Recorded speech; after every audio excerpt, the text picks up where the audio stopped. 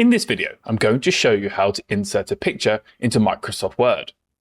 But before I do, make sure to subscribe. To get started, click Insert at the top of the ribbon, click Pictures. Then we're going to decide where this picture is going to come from. This device, so your computer, so from File, Stock Images, or Online Pictures. If you've got an image that you've already downloaded to your computer, click this device.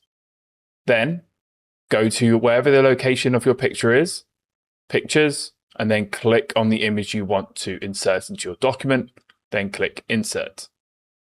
If your image is not located on your computer, then we need to pull one from Stock Images, which are royalty-free, or from your online images, which is using Bing. Please bear in mind that stock images require Microsoft 365. Go back to Insert, then click Pictures, and then click on Online Pictures.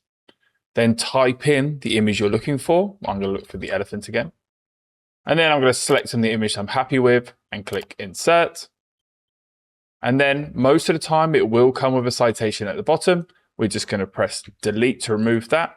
And now your image has been inserted into your Word document. For stock images, the procedure stays the same. Click Insert, click Pictures, click Stock Images, give it time to load, type in the image you're looking for, select the image you want, and click Insert. If this video helped you understand how to insert pictures into Microsoft Word, give it a like, subscribe, and hit that notification bell.